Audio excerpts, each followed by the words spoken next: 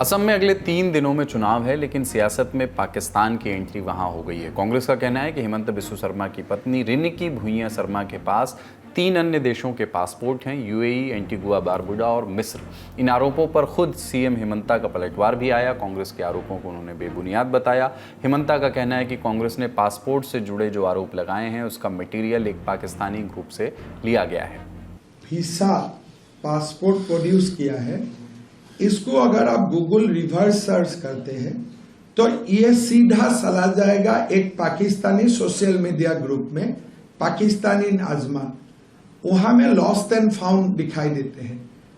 वहां में 2 मुस्लिम लोगों ने अपना वीसा पासपोर्ट लॉस्ट होने का इंफॉर्मेशन दिया था। उन्हीं का डेटा यूज करके रिनिकी का फोटो को सुपर इम्पोज करके कालिए बनाया गया। सेकेंड, जो अमेरिकन कंपनी का नाम बताया, anybody can buy pay 20,000 Indian rupees, $199. Anybody can register any company in that state. हमारे सबसे जो बड़ा एलिगेशन है, भाई आप पाकिस्तानी सोशल मीडिया ग्रुप से क्यों मदद ली? हिमंता के मुताबिक कांग्रेस ने जो किया वो कोई साधारण धोखाधड़ी नहीं बल्कि देश के खिलाफ क्राइम है। वो कांग्रेस प्रवक्ता पवन खेड़ा के खिलाफ मानहानि मुकदमा दायर करेंगे। इसके साथ ही दावा किया कि पाकिस्तान असम चुनाव को इन्फ्लुएंस करने की कोशिश कर रहा है। इससे पहले संडे को कांग्रेस ने 2 प्रेस कॉन्फ्रेंस की, एक दिल्ली में, दूसरी गुवाहाटी में। दोनों जगह रिनिकी भुइयां शर्मा पर, उनकी पत्नी पर, हिमंता बिस्वा शर्मा की पत्नी पर गंभीर आरोप लगाए गए। कांग्रेस प्रवक्ता पवन खेड़ा ने कथित तौर पर 3 पासपोर्ट की फोटो दिखाई। तीनों पर रिनिकी भुइयां शर्मा का नाम लिखा हुआ था। पवन खेड़ा ने रिनिकी की नागरिकता पर सवाल उठाए। पूछा कि एक भारतीय नागरिक के पास 3 अलग अलग देशों के पासपोर्ट कैसे हो सकते हैं। हिमंता बिस्वा शर्मा की धर्मपत्नी रिनिकी भुइयां शर्मा के पास 1 नहीं, 2 नहीं, 3 पासपोर्ट हैं।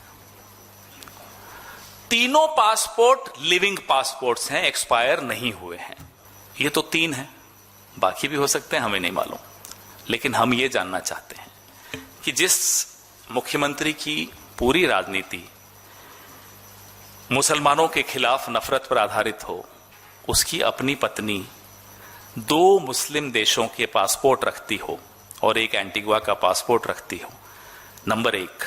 नंबर 2, हम ये जानना चाहते हैं क्योंकि भारत के कानून के हिसाब से आप ड्यूअल सिटीजनशिप यानी कि दोहरी नागरिकता नहीं रख सकते। कांग्रेस का आरोप है कि रिनिकी के नाम पर दुबई में कई संपत्ति और एसेट्स हैं। अमेरिका के व्योमिंग में एक कंपनी रजिस्टर्ड है। कांग्रेस का दावा है कि इन संपत्तियों का जिक्र सीएम शर्मा ने अपने चुनावी हलफनामे में नहीं किया।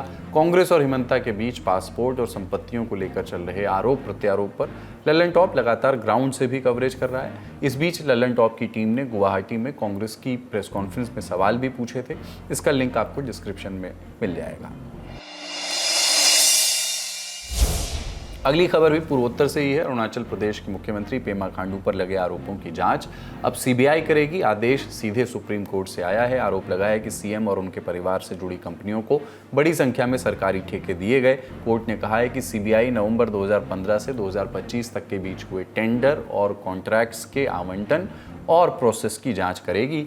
सीबीआई को जांच रिपोर्ट 16 हफ्तों में कोर्ट को देनी होगी। इस मामले की शुरुआत 2024 में हुई थी। तब सेव मॉन रीजन फेडरेशन नाम के एक एनजीओ ने कोर्ट में याचिका लगाई थी। आरोप लगाया था कि मुख्यमंत्री पेमा खांडू की पत्नी और भतीजे की कंपनियों को बिना कोई प्रोसेस फॉलो किए टेंडर आवंटित किए गए। ये टेंडर सरकारी निर्माण से जुड़े काम के लिए दिए गए थे। याचिका डालने वालों की ओर से पेश हुए सीनियर एडवोकेट प्रशांत भूषण, याचिका में कहा गया कि पिछले 10 साल में सीएम खांडू के परिवार से जुड़ी 4 कंपनियों को करीब 1270 करोड़ रुपए के सरकारी ठेके दिए गए। केवल तवांग जिले में ही 188 करोड़ के 31 ठेके पेमा खांडू के परिवार से जुड़े लोगों की कंपनियों को दिए गए। दिसंबर 2025 में सुप्रीम कोर्ट में सुनवाई हुई। तब सुप्रीम कोर्ट ने सीबीआई जांच के आदेश नहीं दिए थे। बेंच चाहती थी कि राज्य इस बारे में और जानकारी दे। कोर्ट ने तब अरुणाचल प्रदेश सरकार को एक विस्तृत हलफनामा देने को कहा था, जिसमें पिछले 10 साल में सीएम खांडू के परिवार और उनकी फर्म्स को दिए गए सभी सरकारी कॉन्ट्रैक्ट का डिटेल मांगा गया था। इसके बाद फरवरी 2026 में हुई सुनवाई में कोर्ट ने अपना फैसला सुरक्षित रख लिया था। अब चलते चलते पश्चिम बंगाल से जुड़े 2 अपडेट आपको दे देते हैं। पहले फेज की वोटिंग 23 अप्रैल को होनी है।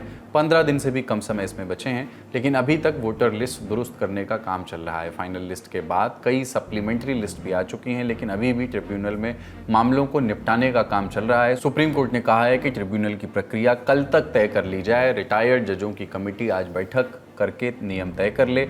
पहले फेज की वोटिंग के लिए अंतिम सप्लीमेंट्री लिस्ट आज रात तक जारी कर दी जाएगी। जिन लोगों के नाम हटा दिए गए हैं वे वोट नहीं डाल पाएंगे। उन्हें ट्रिब्यूनल का फैसला आने तक इंतजार करना पड़ेगा।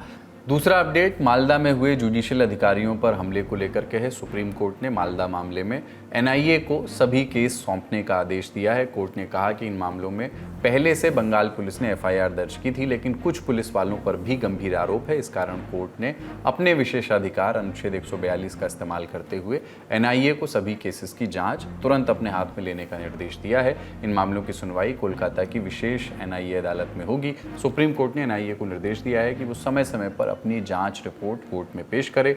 अगली रिपोर्ट इसकी 13 अप्रैल को अगली सुनवाई से पहले दाखिल करनी होगी। आज का ललन टॉप शो यहीं तक। अपना और अपनों का ख्याल रखिए। देखते रहिए दी ललन टॉप। शुक्रिया। शुभ रात्रि।